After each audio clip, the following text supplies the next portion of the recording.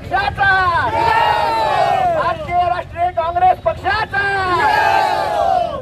नगरपालिकेचं कसं काय, नगरपालिकेचं कसं काय, देता की जाता, देता की जाता, देता की जाता।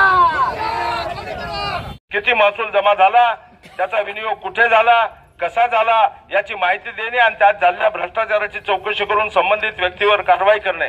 मित्रांनो, महाराष्ट्र शासनाने एक पोर्टल काढलेलं आहे, जनतेला सुविधा देणं आणि जनतेला ती सुविधा मिळणं आणि 24 तासाच्या आत मिळणं, काही सुविधा 7 दिवसाच्या आत मिळणं, काही सुविधा 3 दिवसाच्या आत मिळणं हा आपला हक्क आहे। आपल्याला सुविधा मिळवणं हा आपला हक्क आहे आणि या सुविधा नागरिकांना देणं शासनाचं कर्तव्य आहे। त्याप्रमाणे आम्हाला या सगळ्या सुविधा मिळाल्या पाहिजे आणि माहितीच्या अधिकारांतर्गत माहिती आम्ही जर विचारली तर त्याच्यामध्ये चालढकल करण्यात येते, कारण शेवटी आपल्याला माहितीच्या राईट टू इन्फॉर्मेशन मध्ये राईट दिलीच पाहिजे।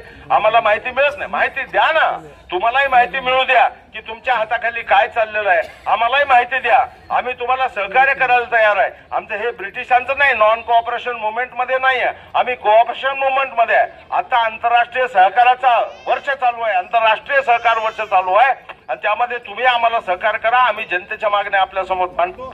आपल्याला लोहा नगरपालिकेत काम केल्याचं जॉब सॅटिस्फॅक्शन मिळावं आणि इथून जेव्हा जाल तेव्हा तुमचंही नाव इथं नीट आणि चांगलं घेतलं जावं, यासाठीही मी तुम्हाला विनंती करतो। प्रियदर्शनी नगरातील मटन हॉटेल, थांबा ताई एक मिनिट, परिसरातील स्वच्छतेसाठी व्यावसायिकांना तंबी देण्यात यावी, खूप घाण आहे तिथं साधन। आमचे एक लक्ष्मीबाई कळकेकर आली आहे का मौजी, लक्ष्मीबाई खाली बसा, लक्ष्मीबाई कळकेकर यांनी शिवसाहेब आपल्याकडे त्या प्रियदर्शनी नगरमधील मटन हॉटेलमधील परिसरातील स्वच्छतेसाठी व्यावसायिकांना बंदी घालण्यात यावी, त्यांना तंबी द्यावी अशी आपल्याला विनंती आपल्याकडे अर्ज आली।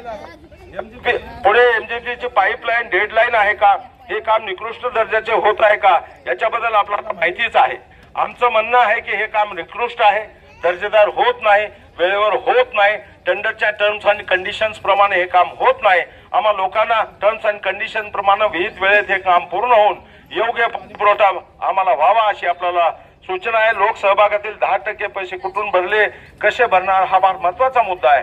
शासनाची योजना जी आहे 10% पब्लिक कॉन्ट्रीब्युशन भरायचं आहे, तर पब्लिक कॉन्ट्रीब्युशन गुत्तेदाराकडून न भरता पब्लिक कॉन्ट्रीब्युशन पब्लिक मधूनच भरलं पाहिजे। आणि जर पब्लिक देत नसेल तर लोकांना जागृत करण्यासाठी, अवेअरनेस वाढवण्यासाठी आपण काय केलं, जनतेच्या काही बैठका घेतल्या का, जनतेला अवेअर केलं का, जनतेला सांगितलं का, अशी काही मोठी योजना आली आहे आणि तुम्हाला 10% पैसे भरायचे नसतील तर करा, आम्ही आपल्याला सहकार्य करू। व्यापाऱ्याचे बँक कर्ज मंजुरीनंतरही नगरपालिकेने बोजा चढवून घेतला नसल्याने नगरपालिकेचे आर्थिक नुकसान व व्यापाऱ्याचे आर्थिक नुकसान होत आहे।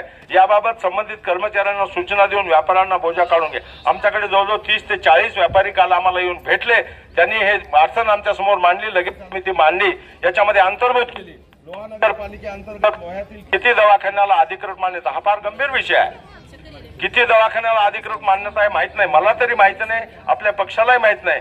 2 मिनिट थांबा, अधिकृत दवाखान्याशिवाय अनधिकृत दवाखाने किती आहेत आदरणीय महोदय?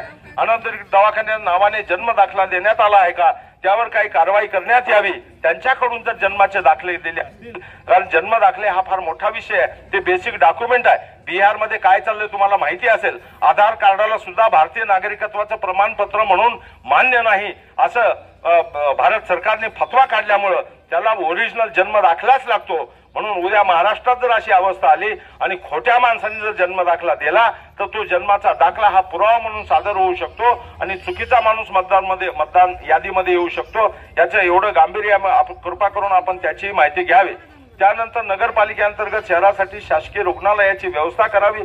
खाजगी रुग्णालयाला मान्यता देताना नगरपालिकेने त्या रुग्णालयाच्या परिसरात त्याची स्वतंत्र पार्किंग व्यवस्था करून लक्षात घेऊनच परवानगी द्यावी।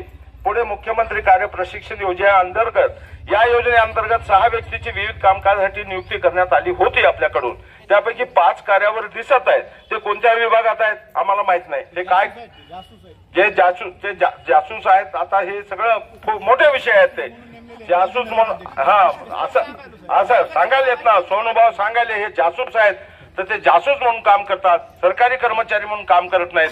त्यांच्याकडे एकदा तुम्ही जासूसी नजरेने बघावं आणि त्यांनाही एकदा त्या जासूसीतून मुक्त करून लोकांच्या सेवेमध्ये दाखल करावं अशी मी आपल्याला विनंती करतो. शेवटचा महत्वाचा मुद्दा आहे. आता नगरपालिका जिल्हा काँग्रेस पक्षाचा, भारतीय राष्ट्रीय काँग्रेस पक्षाचा, नगरपालिकेचं कसं काय